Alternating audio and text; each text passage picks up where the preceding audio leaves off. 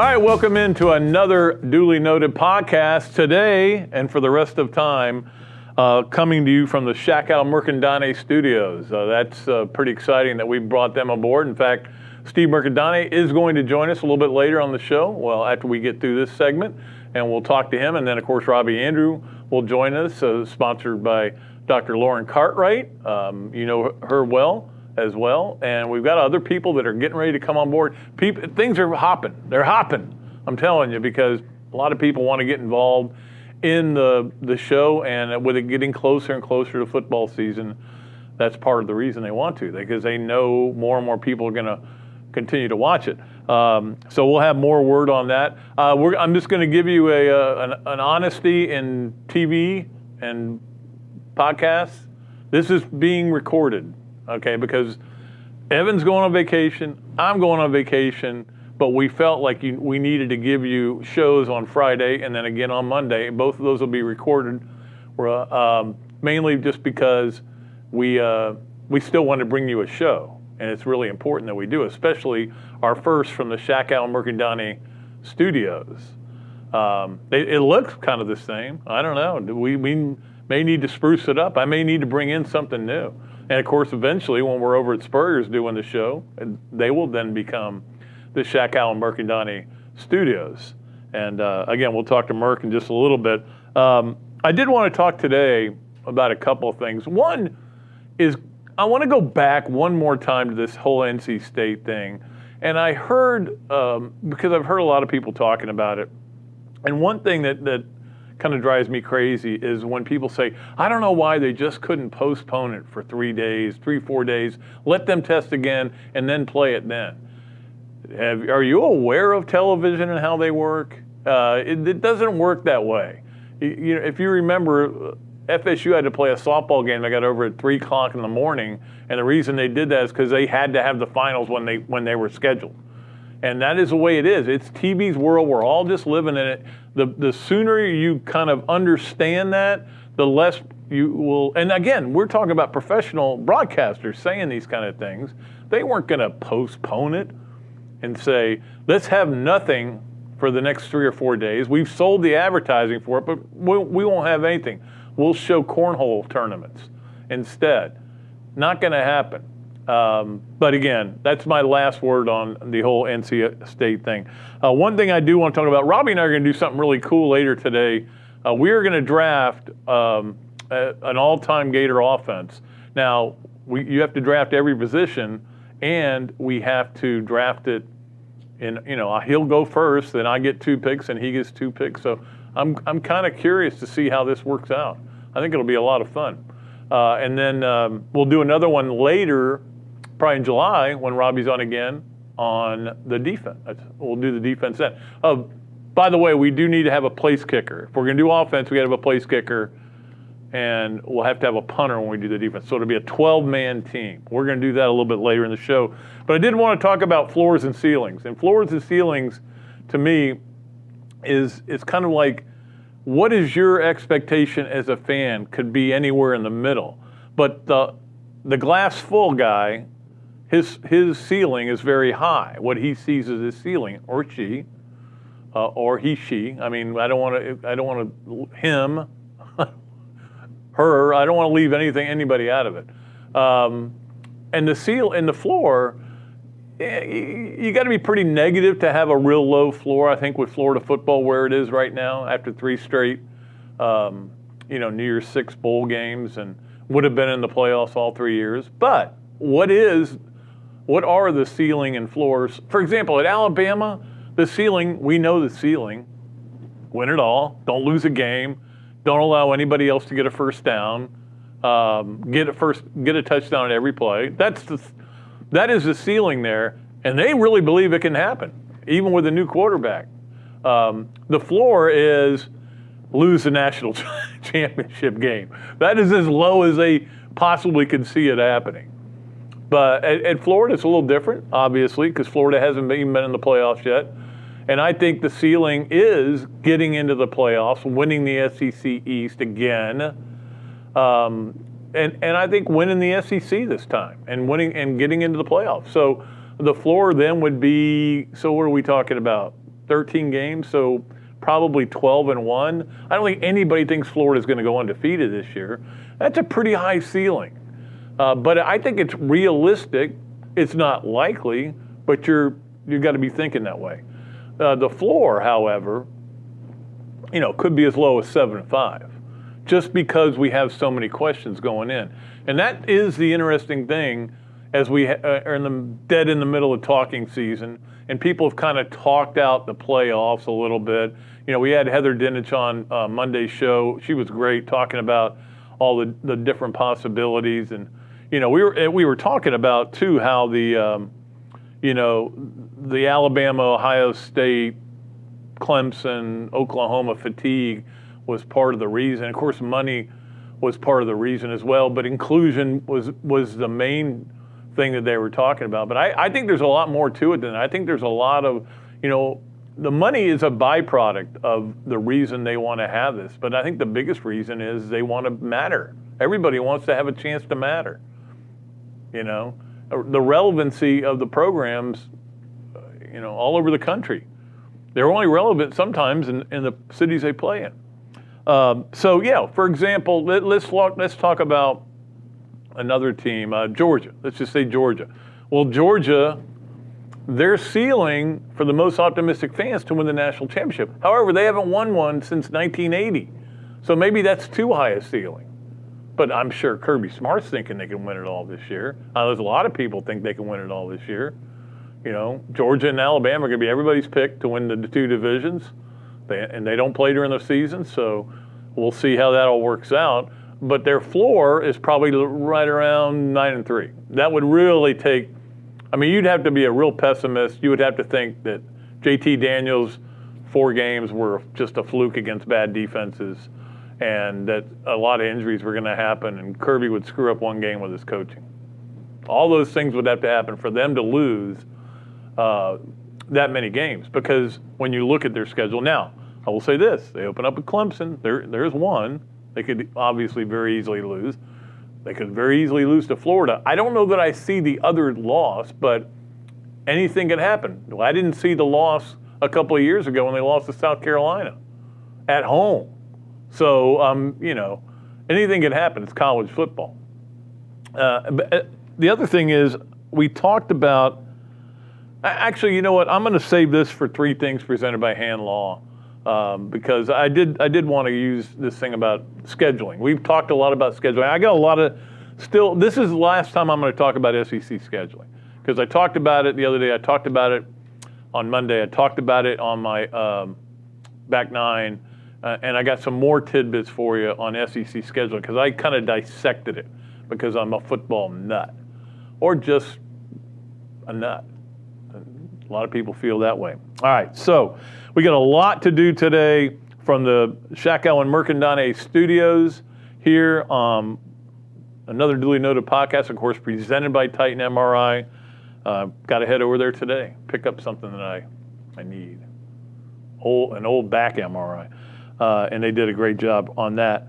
We're gonna bring on Steve Mercandani a little later in the show. Robbie, Andreu. We still have to get to the Friday football fix, the 3 things presented by Hand Law, Adams Ribco to go, Mount Rushmore, and the Leonardo's and Millhopper quick picks. We got so much to going on here today, so we better go ahead and take our break and bring on Steve Mercandani. Of course, you guys all probably know him. Played baseball at Florida and at St. John's River Community College. Maybe he can tell me why they're called the Vikings. I don't understand it. We'll be right back on another duly noted podcast. Titan MRI, North Central Florida's premier independent diagnostic testing MRI facility. At Titan MRI, we're focused on you, the patient, having a great customer experience. Our MRI equipment is modern and 75% quieter than any unit in its class. And our MRI unit has one of the largest openings of any of the newer high-strength MRI units, which allows comfortable scanning for potential claustrophobic and larger patients. At Titan MRI, we look forward to serving you.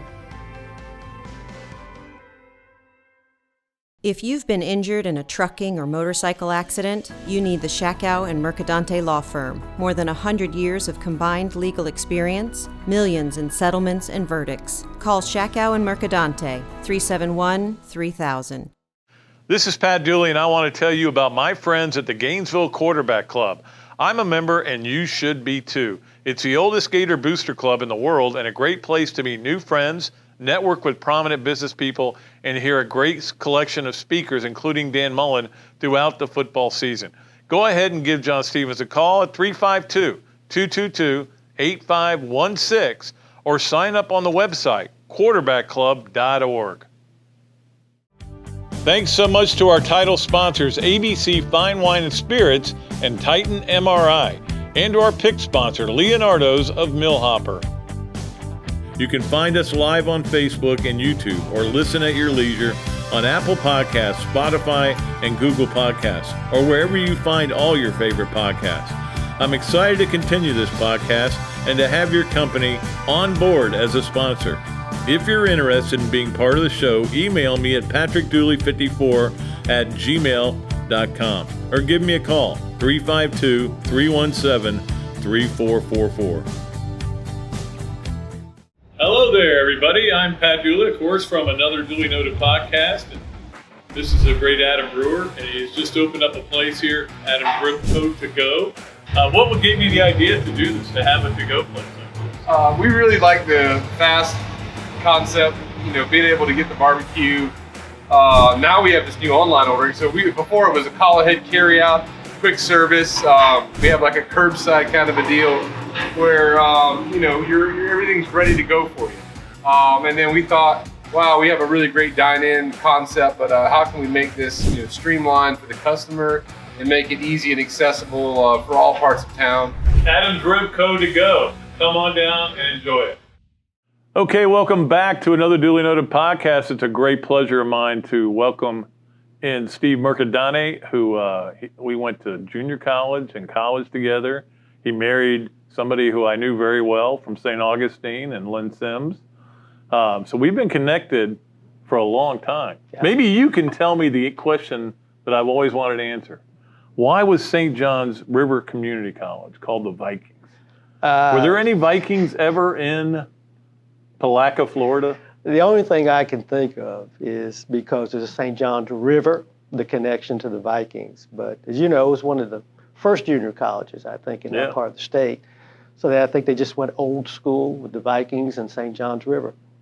Well, we appreciate Shackle Mercandani for being one of our major sponsors now, coming on today. And the studios will now be named that. In fact, when we are over, we mentioned this earlier, when we're over at Spurs, we'll start doing the show over there, but they will become the Shackle Mercandani studios. So we appreciate it. Well, we appreciate the opportunity, and I know this fall we're all going to get back to football, so it's going to be a fun time. Yeah, regular football. Yes. Not that crazy offensive football. Steve brought me presents. One of them is right over there, and I've spilled a little bit of it. But he brought me dirt from McKeithen Stadium, which nobody else gave me anything from there, and I appreciate that. I wanted something to remember it by because it was such a big deal. I mean, the number of nights I spent in that stadium. Yeah, a lot of memories. And, of course, way back, it was Perry Field. Oh, yeah. And so historically, you go back a long time. And unfortunately, because of the pandemic, if you recall, there was that immediate shutdown. They had a lot of plans for a send-off. And it was actually a big weekend. Georgia was coming in, started the SEC. I think there were over 30. I think it was 1 versus 2. Yeah, it was. And Georgia had some high-round draft choices, over 30 scouting directors and cross-checkers coming in.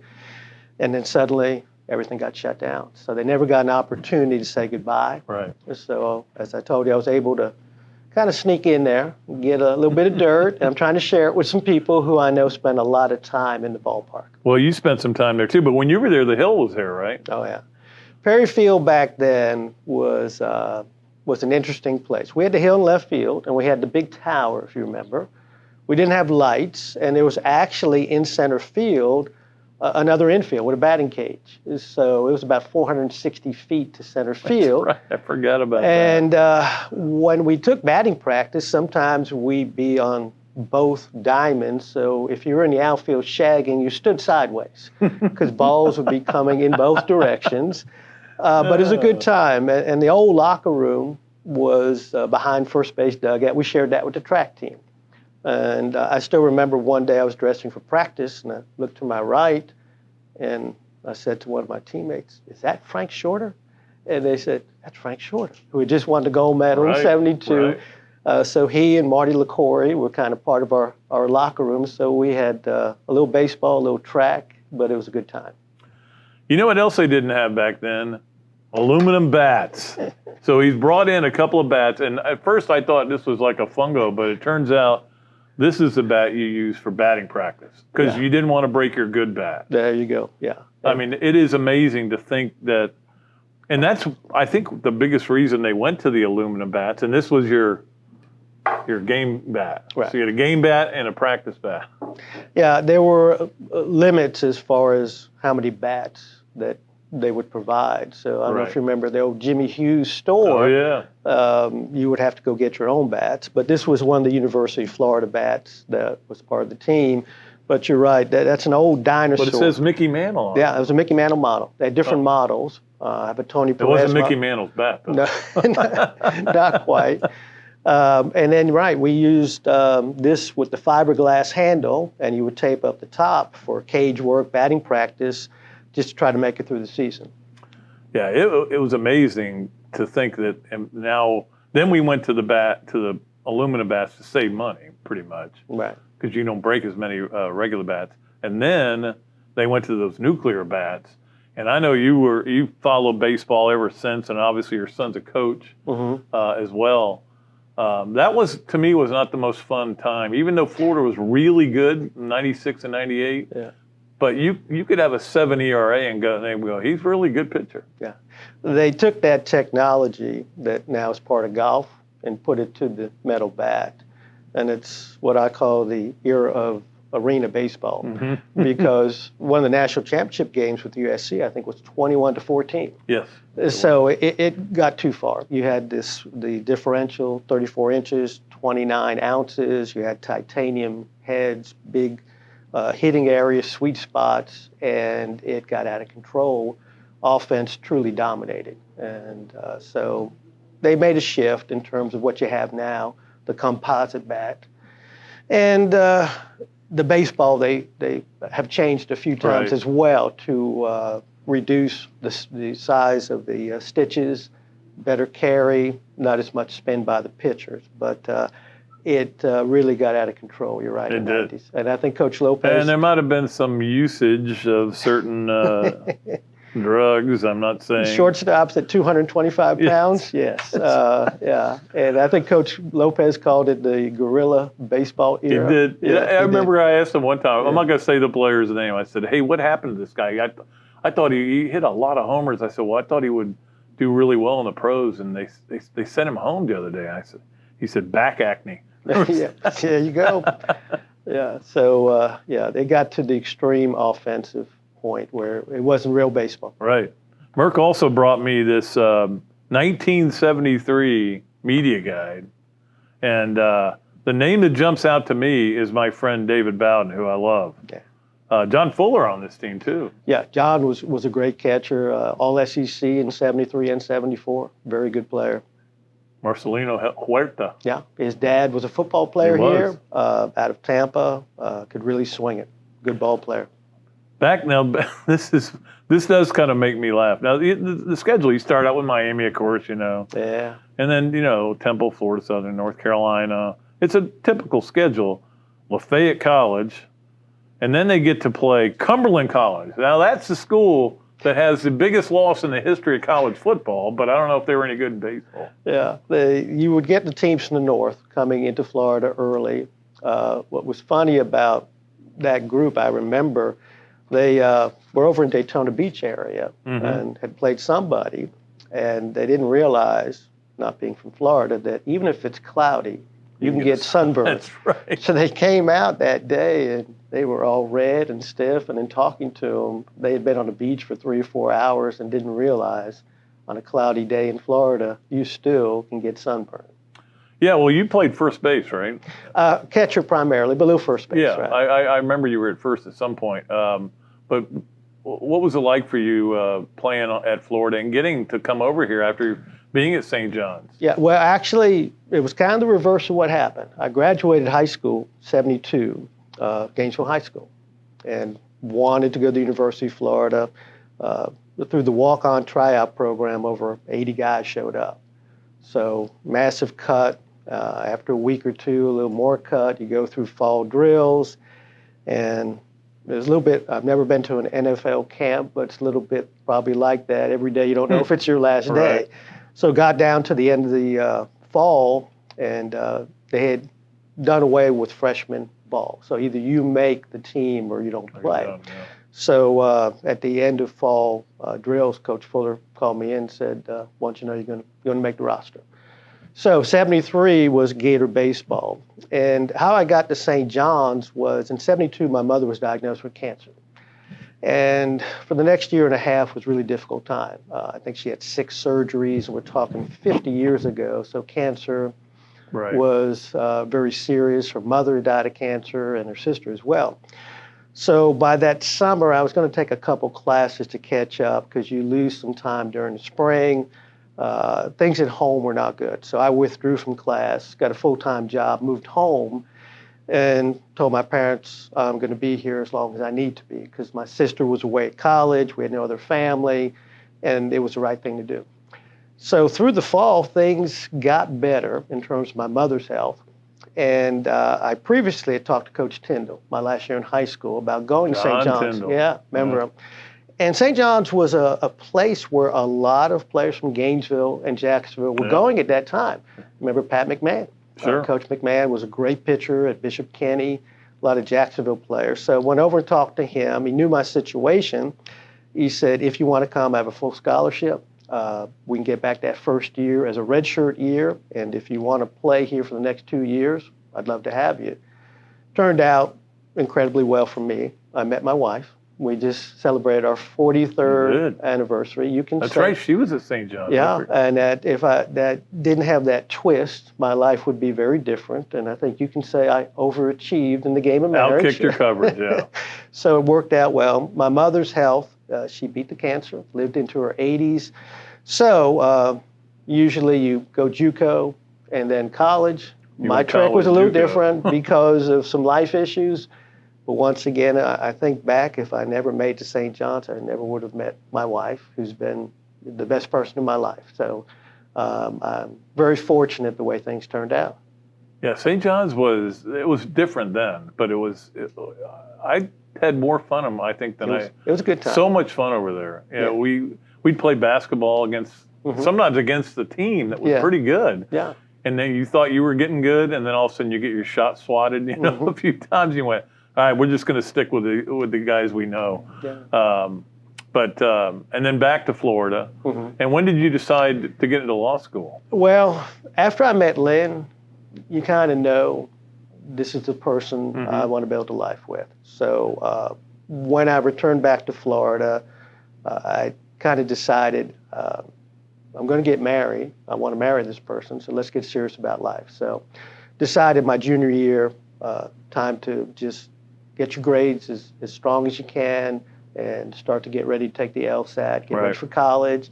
And back then, if you remember, you could actually work and put yourself through school. The cost now, you can't do that. Right. So schedule classes in the morning, go to work, save some money, and then pretty much my junior year is when I decided I want to go to law school. And so obviously you decided you also wanted to stay in Gainesville. Yeah, after law school, I went to law school at Stetson. Decided if I'm going to do this, I probably should get out of Gainesville for a few years and get serious, find a library. But in college we had fun. And if you're going to go to law school, okay, now it's time to really put the time in. But my parents were here. Lynn's parents were in St. Augustine, so we decided we would like to come back here, be close to family, let our children experience grandparents. So that's what brought us back to Gainesville. And how did you hook up with Mr. Shakow there? Well, I guess our first son, Joe, was born in November of 1980. I graduated in May of 80. I was here. Back then, you took the bar exam, no internet, so you would wait for the mail every day to see if you passed. So you had to wait for that envelope to come, but became a member of the bar in September, October, and heard that Jerry was looking for an associate. So went over and interviewed with him, and then we started working together right after the first of the year in January of 1981. So been working together for over 40 years. Wow. And I kind of think back. So you when you get into a relationship, it sticks with you. Wife, partner, if it's a good fit, and friend to Pat Dooley. And sometimes, you get the opportunity to be with great people, Yep. and you need to appreciate that. So being with Jerry has been obviously an important, significant part of my life. Learned a lot from him, not just about law, but also about life as well. So it's been a good run there as well. I will tell you that whenever I have a baseball question, I often will call Steve because he knows everything about baseball. And again, having a son who's involved in it as well, as an assistant coach, right? Right. And is he still at Miami? No, actually, he was at Stetson the last 4 years, and then just accepted a position at Pittsburgh. Oh, Coach that's Mike, right. Coach Yes, Mike Bell Pittsburgh. contacted him about an opening. And Coach Bell used to be at Florida State. I was recruiting coordinator for 7 years there. And he and Joe have known each other. So he and his wife flew up, had a real good meeting. So he's in the process of making that transition now. So when he was in Miami, though, and you go to the game, do you just casually watch? I mean, you're a Gator. Your son's coaching for Miami. That had to be hard. At times, a little uncomfortable. As you know, you support family. Right. The experience was a good one. There were some fans from Miami that as soon as they found out, where are you from? Gainesville? They didn't like that. But for the most part, it was very good. Coach Morris was wonderful for him to get an opportunity to start his career with. Right. 2 or 3 trips to Omaha early in your career as a coach is really amazing. So many great coaches never get that opportunity. So for the most part, it was good, but there were some strange feelings going on. I know what you mean. Do you ever get out there and bat it around with them? Take this practice bat out there?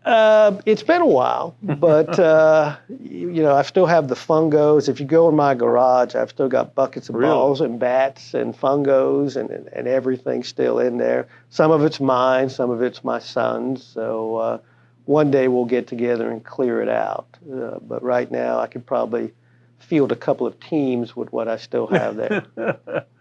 Yeah, but the question is, could you feel the ball? That's It's you get to that stage where it's old timers day. That's right. What I call slow motion baseball, if you will. Yeah. Yeah, that's kind of where you get to in life. Well, let's talk a little about what we saw with this Florida baseball team this year, because I know you followed very closely, and it was such a weird year. Mm-hmm. I mean, to think that the teams that went to the College World Series finals, Florida went 3-1 against them, and run ruled one of them. Right. And and yet this team goes 2 in barbecue in the tournament. It felt like to me, and again, this is just my theory, that there was too many guys who were trying to get to the next level and not enough guys who were just trying to win that game that day. Hitting it into the shift all the time and stuff like that. I mean, did you buy that? It was a strange year, and getting to see a lot of teams in the state of Florida, because went to a lot of Stetson games, see everybody. If you think back, football had a full season. Right. Basketball had a full regular season. Baseball got shut down after 15 games, basically. Mm-hmm. So there's kind of a development process that you go through in baseball that those kids lost. Second, no summer leagues. Right. A lot of kids that Cape go up to Cod, the stuff Cape, like that, yeah. USA baseball, you see them come back. And then even during the fall, increased numbers, wearing masks. It was a dysfunctional spring. You saw a lot of highs and lows. That development curve that you want to see, it wasn't there. Also, only 5 rounds of the draft. So a lot of guys came back that would not have been there, Right. and you're wondering, they're there physically, Yeah. but Are mentally. they there to win? Yeah. Or And are they there to get so better? you had a difficult year coaching-wise, I think, because of that. And I saw a lot of that with other teams as well, that you saw streaks of good and bad that normally you wouldn't see. And even you look at NC State, started out 1-8 in the conference. Right. Made it to Omaha. Yeah. They were able to flip it.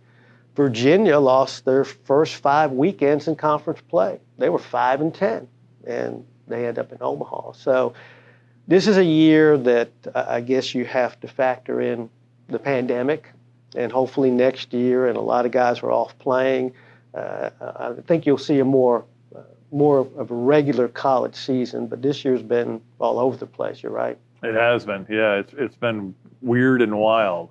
And again, Florida didn't exactly have home field advantage when they would play in a brand new park that they were just getting used to, and not in front of any, very many fans. Which 2 noontime games really crushed attendance. Yeah, but let me ask you this, and we'll finish on this.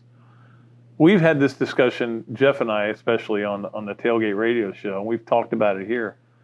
Florida, it's kind of a fickle fan base for baseball. Like, yeah, if it's the final game of a super regional, they'll pack the place.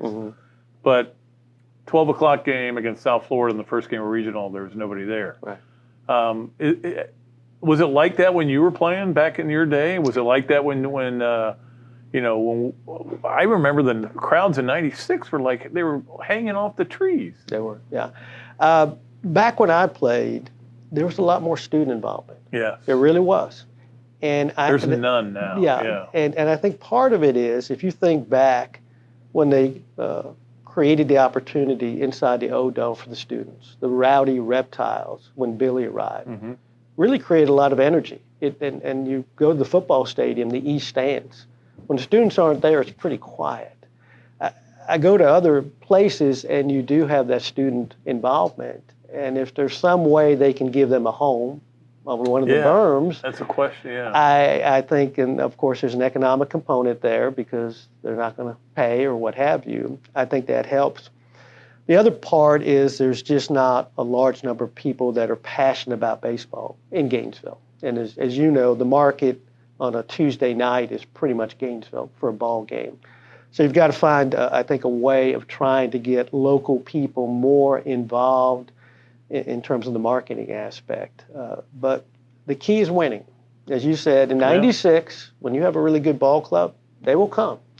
And this year, I think with the pandemic, you had limited attendance. As you pointed out, the team was a little up and down. I think next year you'll get, hopefully, a more true image of what's going to be like in the new stadium. Because anybody who's gone there, and I walk around there, and I just say, this is amazing. Yeah. And I think back to Perry Field, and I just kind of with the bleachers, yeah. And I say, wow, this is awesome. So when people start to come, I'm hoping they're going to say, this is good, I want to come back.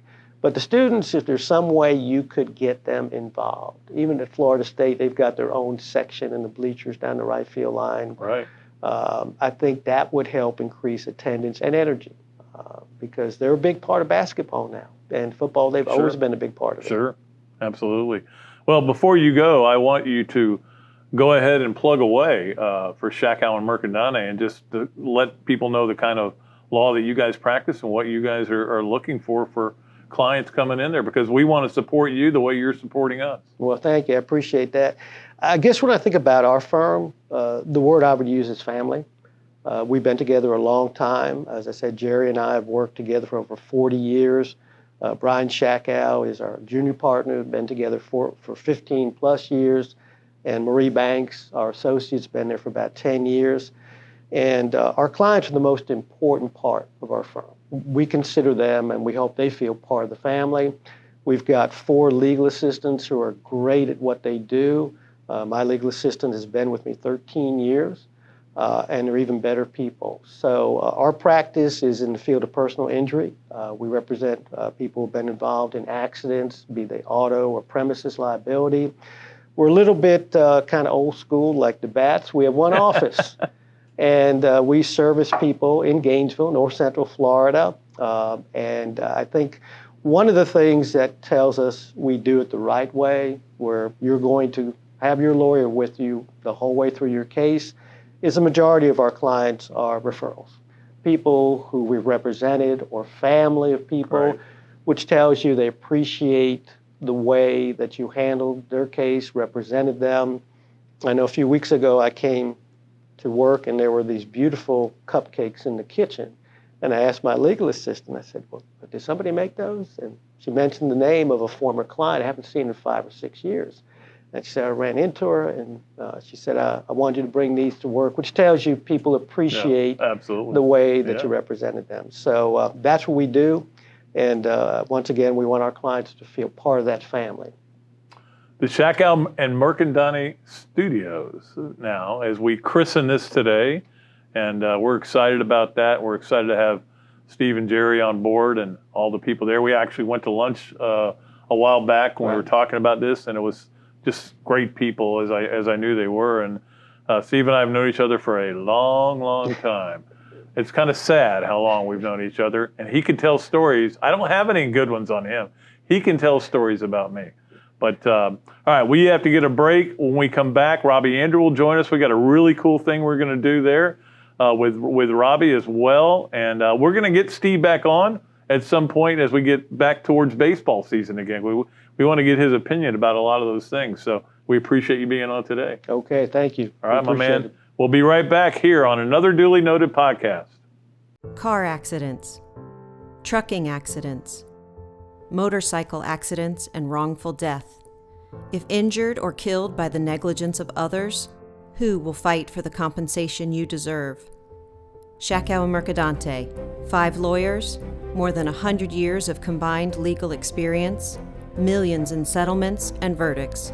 Call Shakow and Mercadante, 371-3000. Rebuilding lives.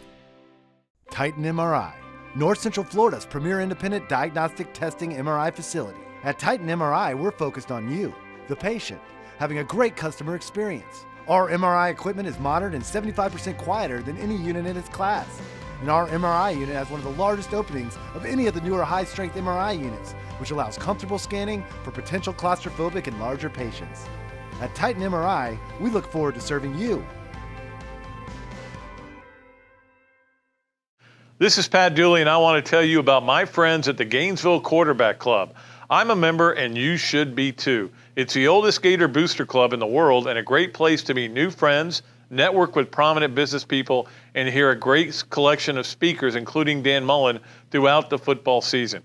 Go ahead and give John Stevens a call at 352-222-8516 or sign up on the website, quarterbackclub.org. Hello there, everybody. I'm Pat Dooley, of course, from another Duly Noted podcast. And this is a great Adam Brewer, and he's just opened up a place here, Andreu to go. What gave you the idea to do this, to have a to-go place? We really like the fast concept, being able to get the barbecue.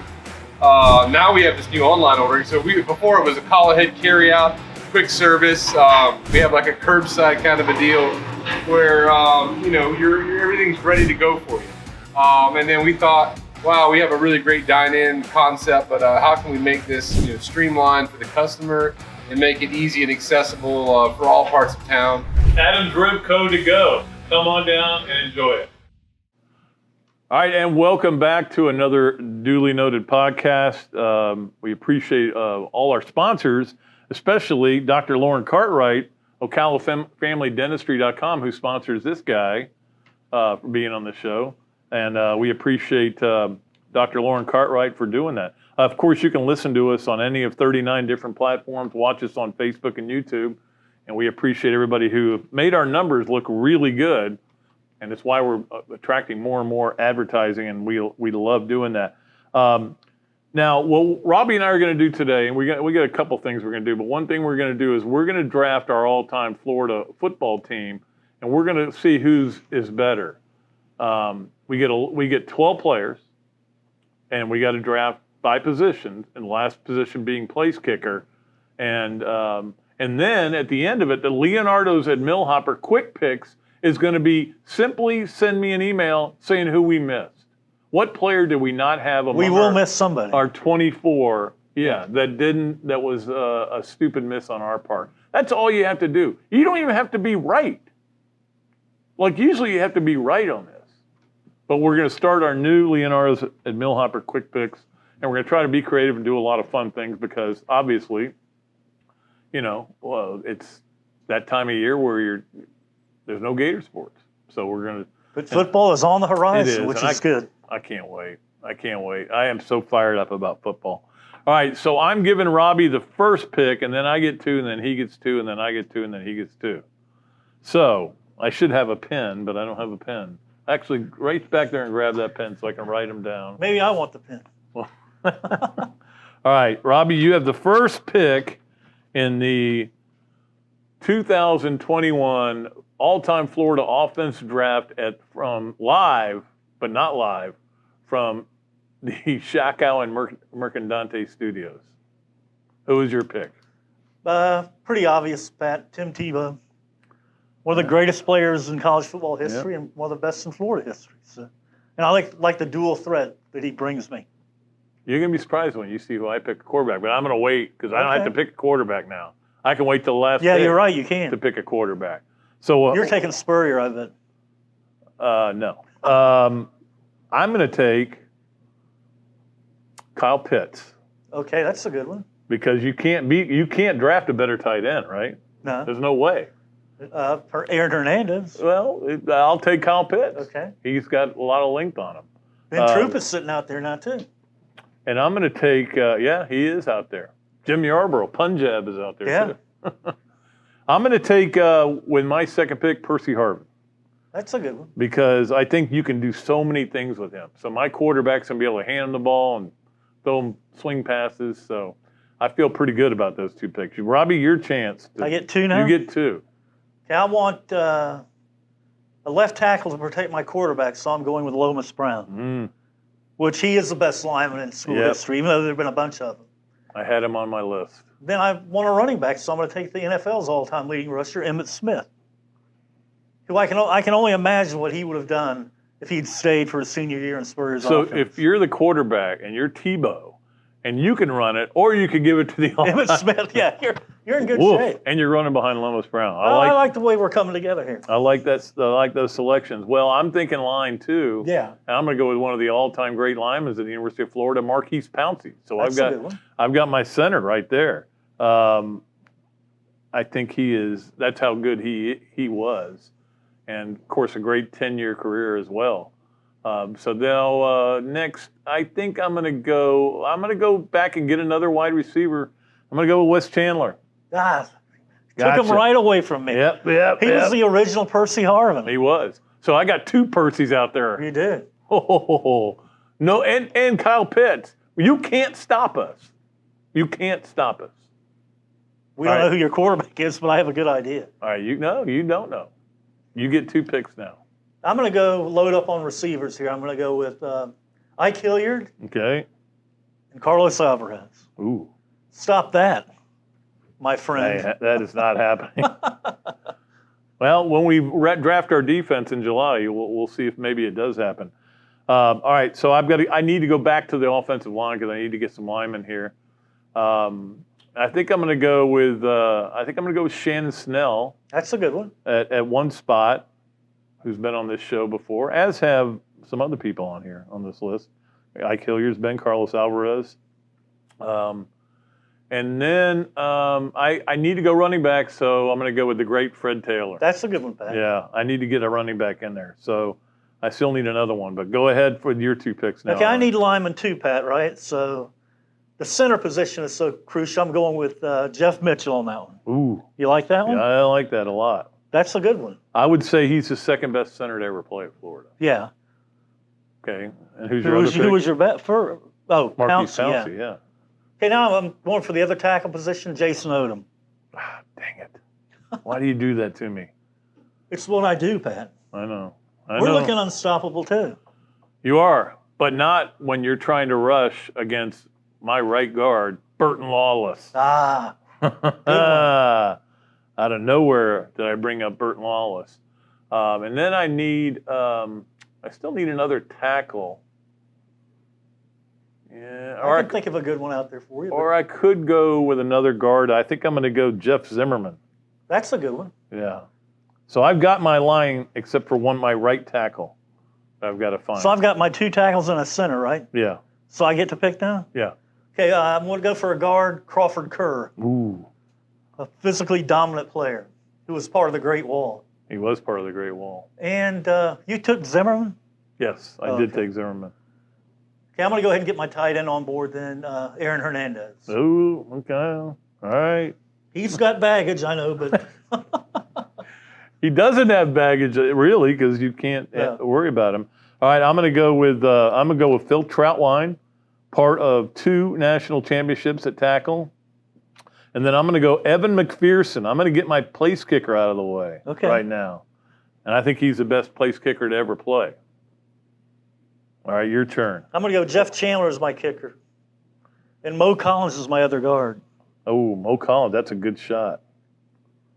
And who'd you say? Oh, Chandler? Yeah. Okay. Is that my whole team?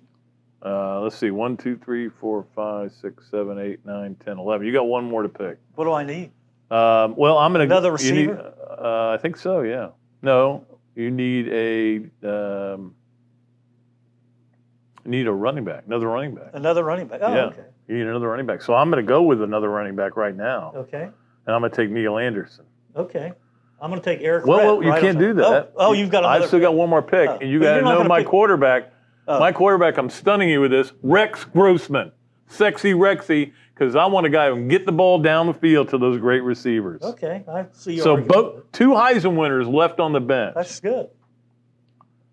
And so you're going to go with Eric Rett for your running back? Yeah, my running back. A great guy for catching the ball in the backfield.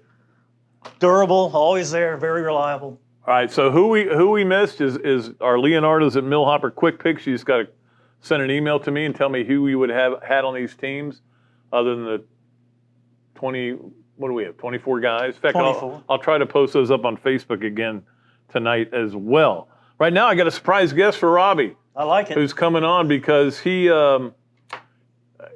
made one of the greatest plays in Florida history, the play that I know Robbie, Yeah. I think Robbie, a little tear came down his eyes. But it is probably the greatest game of the history of the Swamp, Pat, It is. and that was the play that capped it off. Linebacker Dwayne Thomas, who is joining us right now. Dwayne, how you doing? Doing great, Pat. How you doing? How you doing, Robbie? Hey, Dwayne, good to see you. Well, you too, look you just too. like you did when you played. You did. From the neck up. Hey, let's go back to that 97 game. And I remember when you guys scored and Fred knocks it in, and you could see Spurrier on the sideline going, we scored too quick. Because everybody was still shell-shocked from the choke it dope and the 96 game a little bit. And everybody's like, oh, they still got time. I mean, what was that attitude for you guys going in there defensively? As far as players go, I think there was a little bit of talk in the huddle right before we kicked off. You know, do we want to squib it? Do we want to kick it deep? And I'm one of those guys, kick it deep. We'll cover it. And so we went down. I think we made the tackle on somewhere around the 20-yard line, and we were like, listen, just strap it up. Most of us at that point, we played these guys so many times. We knew them just as well as they knew us, and it just came down to execution. And, the way that year went for us early in the season, having, lost 2 SEC games, Georgia and LSU, obviously we were out of contention to win the East and go to SEC championship. So we wanted to play spoiler for our in-state rival, who we believe would have won it all if we wouldn't have knocked them off. So, the attitude was, let's play. This is it. This is for all the marbles, and let's go. Dwayne, can you kind of take us through the pick, how it all happened? I don't know if you remember this. You probably do, but I dropped the pick earlier in the game. I want to say it was in the We first weren't going to half. bring that up. And it was one of those things, like I said before, we knew those guys very well. We knew what they liked to do. We'd studied them. And again, it was just boiled down to, execution. So when Thad Busby threw it to me earlier in the game in the first half, I'm thinking, I'm making my drops. I'm thinking, surely he's not about to throw this ball. I'm like sitting right where he wants to go. Surely he's going to go somewhere else. And he threw it. And as soon as he threw it, I looked down the field to where I was going to run. By the time I looked back, the ball was, about to hit the ground. But I felt like even after that I was going to get another opportunity to do that if we get him in the right situation. And we did. We had him in the right situation towards the end of that game, and they needed to make a play. And, we had played really good defense on first and second down. It was third down, third and long. We knew exactly where they wanted to go. I figured he wanted to get the ball to their top receiver at the time, which was E.G. Green, and I knew he liked to run that deep dig route behind the linebackers in the middle of the field, which is an easy pitch and catch typically. So it was a matter of just walling those guys out of the middle of the field where he wanted to go, and just playing your assignment. I cannot imagine being on the field for that celebration. I mean, there have been a lot of great celebrations there, but that one, I mean, I think 75 to 80% of Gator fans will tell you that was the greatest game ever in the Swamp. That was the great. Spurrier's not one of those because he goes, we didn't win any championships that day. You know him. Right. Yeah. It was a great game for any football fan, I would say. It was a game was going back and forth. Neither team was trying to let up, give up anything. Guys were just making plays for their teams. But that's why we go to Florida State. That's why we go to these schools to compete at a very high level. Many of us knew each other, either played against each other, played with each other in high school. And so it was a big game. It was for bragging rights and all of that good stuff. And so probably one of the most fun games I ever played in my career. Was that the loudest you ever heard the Swamp, Dwayne, do you think, when you made that pick? I think it was one of the loudest. I remember other games against Florida State. I remember Jack Jackson catching the ball in the corner of the end zone and it just being deafening in there. I mean, literally. He did the Fred Sanford that time. Teammates. Oh, man, when he did the Fred Sanford, listen, me and my teammates were like yelling in each other's face and we couldn't hear each other. It was deafening. It was crazy. Yeah, it was incredible. But, for that season, you're right. There was a level of disappointment losing to Georgia, the only time that Spurrier ever lost to Georgia. And you know how much he wanted to beat them every year. I think that's why. I think as time has gone by, he said, that FSU game was a lot of fun. I love that game. Because now as he's gotten older, he's realized how special it was. But that loss to, obviously to Georgia that's the one that really got him. It was. Losing to LSU at LSU is one thing. It's a Western Conference, opponent. But losing to Georgia, that was worse than losing to Florida State in Coach Spurrier's opinion. So that was a very important game for us to be able to win the East, and to be able to have to sit home and watch two teams that we beat that year in Auburn and Tennessee play for the SEC championship was disappointing. Only bright spot is that my daughter was born on that day. That's so I was awesome. actually in the hospital. I was in the hospital watching the game on TV while my first daughter was being born. So I was actually at that game. I was there too. Yeah. We used to actually cover the SEC championship even if you guys weren't in it. Just because it was such a big deal, It was kind of disappointing for us too. Yeah. Yeah. Well, typically the winner of that game was in national championship contention. It was a very important game for us. Yeah, absolutely. Hey, tell everybody what you're doing now. I know you're living up in High Springs, right? Yeah, moved out in High Springs almost 3 years ago, and we love it out there. Moved my mom down from Jacksonville. I've been in pharmaceutical sales for about the past 16 years. And so that's what I'm doing now. Enjoying it, raising my kids and just enjoying life. You got any linebackers coming up or of those kids? No, I had one boy and then I had three girls after that. I got two grandsons. They're pretty tough. So we'll see. You got to give me a few years though. Dwayne, you're making me feel old, though, when you're talking about grandsons. Hey, I'm going to tell you what my wife told me. She said, we're not getting old, we're getting better. That's good. Well, it's like when Robbie goes and when he eats with his kids and they go, does your grandfather want anything? Or do they want separate checks? I'm an old dad. Hey, Dwayne, we love having sir. you, man. We appreciate your time, and thanks for doing this. And we wanted to bring on a surprise guest for Robbie because Robbie, I know, loved that game. Oh, yeah. And that night, I think we all were writing our stories with a little smile on our face. Yeah. Great to see you, Dwayne. Hey, you too. Thanks, guys, for having me on. I appreciate it. See you, Dwayne. Thanks, Dwayne. Appreciate it. Okay. All right, we have got to get, and we appreciate Dwayne Thomas so much for joining us here in the Shack Out nice, at Mercandani Studios. And we have got to get to our normal things that we are, the other things that we always do on Duly Noted. Now, again, we're going back to the other thing, which we just did. If you have somebody you think we just totally blew it on, just send it in. Send it into my email. You know, the patrickdooley54@gmail.com. And you will be qualified for the next Leonardo's at Millhopper Quick Picks. Right now, though, it is time for 3 things. And 3 things, what did I do with that sheet, Robbie? I don't know. I'm having trouble with my sheets today. Ike and Riddell didn't both make the team, did they? Not both. Riddell, oh, man, he's going to be mad. No kidding. He's going to be mad at me. I just had him Mad on. at We me were too. talking about him getting in the Hall of Fame and everything. Anyway. Okay, so I called that one that we missed. Yes. All right, so 3 things is presented by Hand Law, a Florida law firm which helps clients with government. You can learn more about Hand Law by visiting its website at www.hand.law. It is available for consultation. The firm is in Jacksonville. The 3 things I want to talk about today. Number 1, Ben Simmons skipping the Olympic Games. I don't think Australia was supposed to be a medal consideration.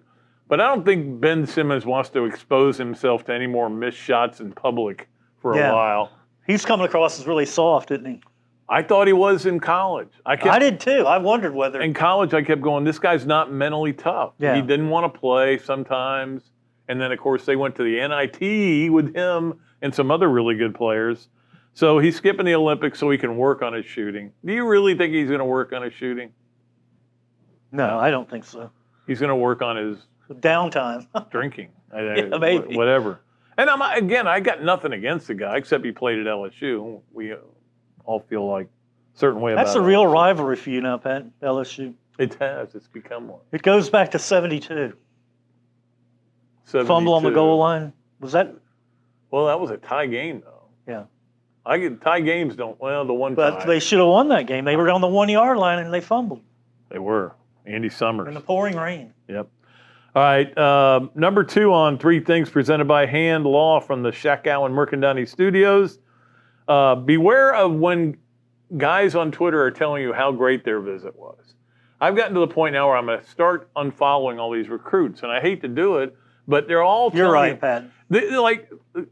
I'm not even going to mention the guy's name. One of the best players in the country came here. Oh, man, Florida's one of my leaders. I love them. They're great. What a great visit. Next 2 days later, there's a picture of him in Georgia. Yeah, in a Georgia uniform. Arm around Kirby Smart. Smiling. Love Kirby Smart. Then he's got a picture with Nick Saban. They're playing the game, Pat. You want to just let everybody know that you're. And that's what it is. Yeah, it's a game. It is a game. And look, I let these guys have fun with it. It's okay, but I need to unfollow them. But just don't get all excited about a guy saying, man, I love my visit.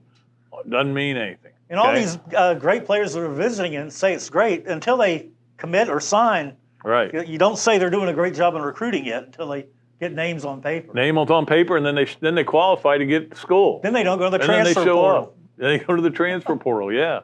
I mean, they had the one kid, I can't remember his name, the defensive back, that got to school and then never even practiced because he left. What was his name? He went to USC. Remember that guy? Yeah. Well, yeah, he was involved. He went to Oregon and he USC. was with the Jalen Jones thing. He was involved in all that. Yeah, exactly. All right. It's amazing how quickly you forget a 5-star guy like that. Finally, on 3 things presented by Hand Law, another story came out about Arkansas has got the toughest schedule. Arkansas has got the toughest schedule, and of course, the reason Arkansas has the toughest schedule because they're not good. No, and they don't play Arkansas. Yeah. If they got to play Arkansas, it'd be an easier schedule. But I get why people say they have the toughest schedule, but who are their East foes, Pat? They have Georgia at Georgia, and I'm trying to remember. Oh, Missouri. Missouri's going to be better this year too. That's their permanent one. But and they play Texas, and we don't know how good Texas is going to be. But they have to play Alabama, LSU, Auburn, and that's what it's all about. Plus, don't get too caught up in strength of schedules. I'm lecturing people today. Don't get too much caught up in strength of schedules now. because you don't know how good teams are going to be. It's at the end of the year. Then you know how tough it was. You go Yeah, back you're and right. look at it. All right, so that's 3 things presented by Hand Law. All right, now we have to go. Don't have to go. We want to go to the Adams Ribco to go Mount Rushmore. We've been doing these all summer pretty much. We have another one. Actually, the easiest one I think I did was gymnastics, but I think the one I'm going to do on Monday is a pretty good one too, which will be women's soccer. And you know 2 of them right off the top of your head. Actually, 3 of them, pretty easy.